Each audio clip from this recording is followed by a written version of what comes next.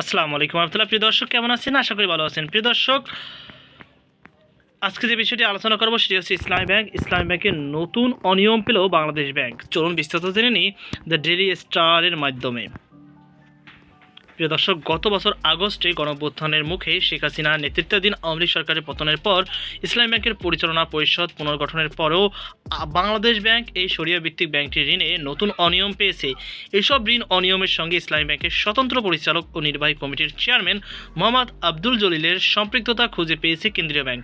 Banking নিয়ম লঙ্ঘন ধরা পড়ার পর গত 12 জানুয়ারি কেন্দ্রীয় ব্যাংক ইসলামী ব্যাংকের চেয়ারম্যানকে 5 কার্যদিবসের মধ্যে ব্যাখ্যা দিতে বলে।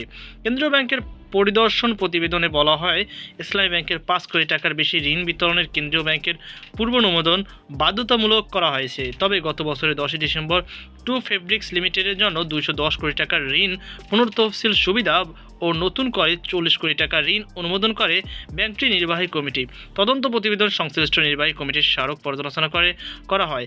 দেখা যায়, কেন্দ্রীয় ব্যাংকের অনুমোদন ছাড়াই ঋণ পুনর্তফসিল ও নতুন ঋণ প্রস্তাবে ব্যাংকের নির্বাহী কমিটির তোলা হয়েছে এবং অনুমোদন করা হয়েছে। নির্বাহী কমিটির চেয়ারম্যান আব্দুল জলিল এসবের জন্য দায়ী বলে প্রতিবেদন বলা হয়। বাংলাদেশ ব্যাংকের তদন্ত অনুসারে ট্রু ফেব্রিক্স লিমিটেড ও এর সহযোগী প্রতিষ্ঠান ইউনিফিল টেক্সটাইল মিলস লিমিটেড 6 বছরের বেশি সময় ধরে আর্থিক উপদেষ্টা হিসেবে কাজ করেছেন আব্দুল জলিল।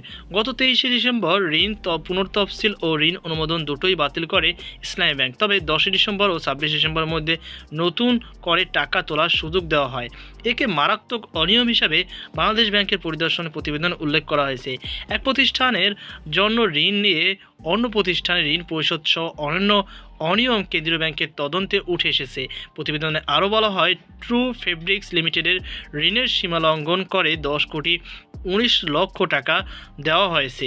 এতে আরও বলা হয়, ক্রেডিট রিস্ক ম্যানেজমেন্ট নির্দেশিকা মেনে প্রতিষ্ঠানটির পণ্য সরেজমিনে পরিদর্শন করা হয়নি।